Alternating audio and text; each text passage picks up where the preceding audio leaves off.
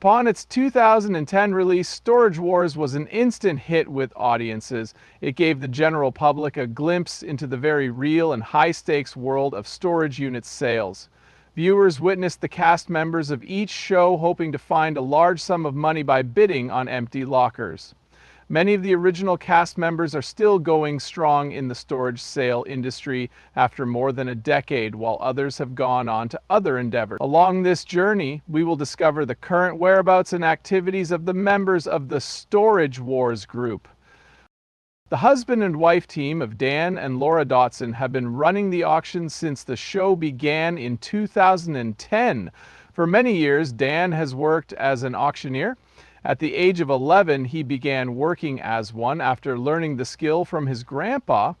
A later addition of Laura's style came from her role as his business partner and wife. It was her catchphrase, "Don't forget to pay the lady," that became famous for ending bids. The pair departed in season 10 due to A&E's financial woes, despite the show's meteoric rise to fame following its debut. Upon their departure, they resumed their full-time duties as proprietors of American Auctioneers. The pair did this while A&E was experiencing financial difficulties. However, once those issues were resolved, they returned to their TV show. Unfortunately, they experienced some health scares upon their return, which they are still cognizant of to this day. To start, Dan's brain tumor was a major financial burden for the family and a source of his illness for several months. Second, in 2020, the couple came dangerously close to losing their son Garrett in a shooting. It is a relief that the criminal was apprehended, tried, and convicted. Upon returning from the show, the couple continued to run the family business. They are experts in the industry because they have sold a large number of lockers at a discount over the years. Furthermore, the duo is the brains behind Storage Auctions, a marketplace where storage units are bought and sold online. Many people brought up the topic of Storage Wars contestant Dave Hester, better known as the Mogul. He became an integral part of the cast during the pilot season. Dave was raised by his father, a veteran of the military who dealt in antiques. Because of this, Dave wanted to start a sale hauling business when he was a kid. Dave, in contrast to the Dotsons, had a less than stellar experience on the show. His statement that it was planned led to his dismissal from the show in 2012. In order to make the show look good, he said, expensive things were hidden in some lockers. Dave refused to give up easily after receiving the letter informing him of his termination. He sued A&E, claiming that his dismissal was unfair. Before reaching a final resolution, the case went through several rounds of litigation. After that, Dave could go back on the show. Unfortunately, Dave had a stroke in 2018 and spent a lot of time in the hospital.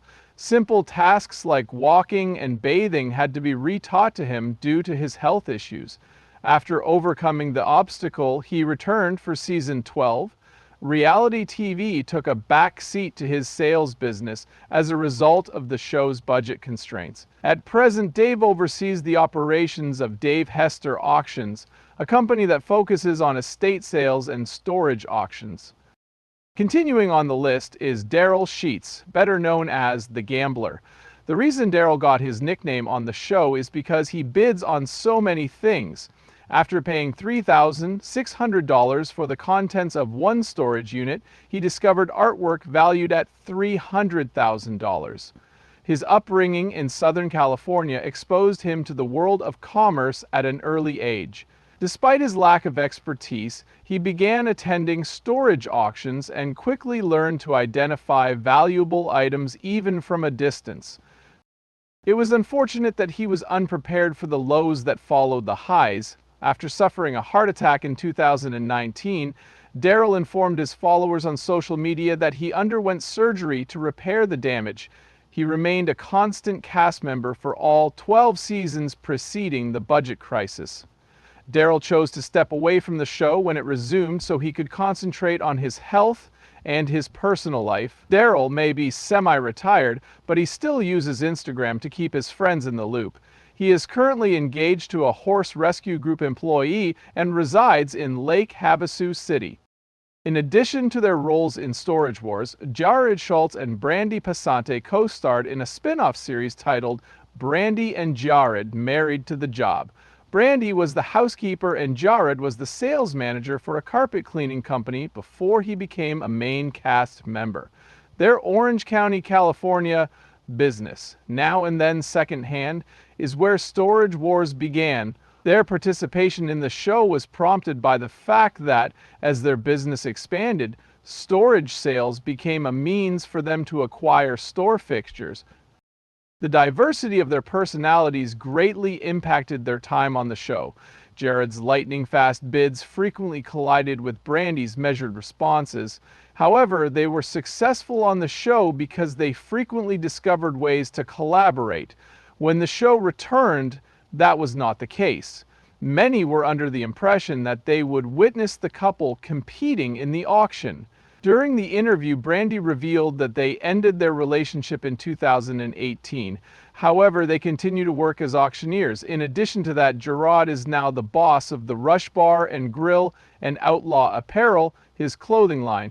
However, Brandy continues to appear on the show and also runs a podcast with Hammer named Happening Now. Jared and Brandy were the show's comedic anchors, but Bari Weiss's unique flair as the collector made it really funny. Bari was just interested in the storage sale for the entertainment value and the treasures, while another cast member was in it for the money. Prior to appearing on the show, Bari had amassed a fortune that allowed him to retire early and pursue other interests. Throughout the show, Bari frequently searched through storage bins in search of peculiar objects. He wasn't necessarily in it for the money. What really piqued his interest was the history and excitement of the things he discovered. When Bari left the main show, he immediately got his own miniseries. It ran for 8 episodes and was titled Bari's Treasure. Storage Wars: Bari Strikes Back was his subsequent spin-off. It included behind-the-scenes footage and him and Kenny Crossley reminiscing about their favorite Storage Wars moments. Regrettably, he sustained numerous injuries in a severe motorcycle accident in 2019. Currently, Bari is representing the Californian Sherwood Valley Casino on a global scale. The third season of Storage Wars was more intense due to Ivy Calvin's background in MMA and arena football. Calvin used to own and operate Grandma's Attic, a thrift store in Palmdale, California, before he became a cast member on the show. From the storage units he won, he stocked his store with valuable possessions. Regarding his private life, he wed Wendy in 2014, and they are the proud parents of 2 sons. The lads frequently accompany Calvin to auction sites so that he can give them advice. Beyond his work in sales, Calvin has deep roots in his hometown. He is active in community events that promote growth and small businesses in his town. Some members of the cast return from the break to continue the fierce battle, and Calvin was one of them. No one should be surprised by Kenny Crossley's effortless performance on Storage Wars, given how hard he works on it. He got his start in the industry through Bari Weiss. Kenny was beloved by viewers because he brought more humor to the show. Before he became a cast member on the show, Kenny worked as a deputy for the sheriff's office. He relocated to Los Angeles in search of better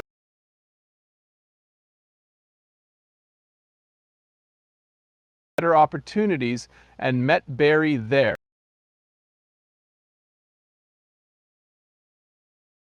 That was then, and this is now. When the show first started, Kenny was a regular visitor who frequently offered sales advice to Bari. In season 10, when Bari was benched, Kenny took center stage. After the financial crisis, Kenny decided to pursue entrepreneurship full-time. On his Instagram page, he boasts about his career as a comedian and MC, as well as his line of products featuring his catchphrase, "Can he do it?" In his spare time, he also manages the New Orleans Fruit and Candy